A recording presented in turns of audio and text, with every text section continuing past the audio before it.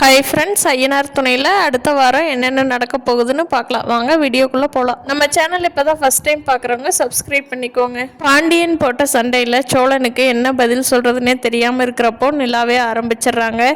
நான் தாங்க காரணம் டிவர்ஸ்க்கு, சோழன் மேலே எதுவும் தப்பில்லை, நான் தான் காரணம், நான் தான் போய் டிவர்ஸ் கேட்டேன் வக்கீல்கிட்ட அப்படின்னு சொல்கிறாங்க. அதுக்கு பல்லவன் ரொம்ப ஃபீல் பண்ணுறாங்க. அண்ணி, ஏங்க அண்ணி, எங்கள் வீட்டு பிடிக்கலையா? நீங்கள் நல்லா வசதியான குடும்பம், ஒருவேளை எங்கள் அண்ணன் ரொம்ப வசதின்னு நினச்சி கல்யாணம் பண்ணிக்கிட்டு வந்துட்டீங்களாங்க அண்ணி? இல்லை, இந்த வீட்டோட வசதியெல்லாம் உங்களுக்கு பிடிக்காம ஏனுங்க நீ அதனால் பிடிக்கல, இவ்வளோ நாள் நீங்கள் அப்படி வெளிக்காட்டிக்கவே இல்லையே அப்படின்னு சொல்லி பல்லவ அழுக ஆரம்பிச்சிட்றான். பல்லவ அழுக ஆரம்பித்ததை பார்த்துட்டு நிலானால தாங்கிக்க முடியல.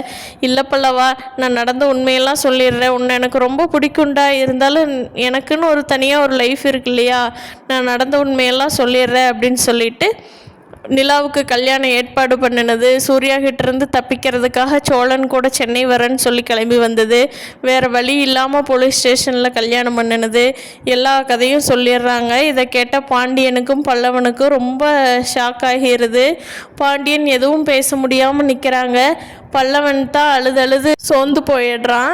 இப்போது சேரன் அண்ணா சொல்கிறாங்க, ஆமாம் பாண்டியா, இவங்களுக்கு நடந்தது உண்மையான கல்யாணம் இல்லைடா, அதனால தான் அப்பா அன்னைக்கு வீட்டுக்குள்ளே படுன்னு சோழனை அனுப்பிவிட்ட கூட, அப்பா வெளியே போனதுக்கப்புறம் நான் சோழனை வெளியே வர சொன்னது அதனால தான்டா, அதுக்காக நீ என்னை தப்பாக கூட நினச்ச, பரவாயில்ல, ஒரு நாள் உண்மை தெரிகிறப்ப தெரியட்டும், அன்னைக்கு நீ என்னை புரிஞ்சுக்குவ, அது வரைக்கும் என்னை தப்பாக நினச்சாலும் பரவாயில்லன்னு சொல்லித்தாண்டா உங்கள்கிட்ட சொல்லலை, இன்றைக்கி உண்மையெல்லாம் சொல்லக்கூடிய நேரம் வந்துருச்சு, அதனால தான் பாண்டியா உங்கள்கிட்ட சொல்கிறேன் அப்படின்னு சேரன் அண்ணா கவலையோடு சொல்லிட்டு இருக்காங்க.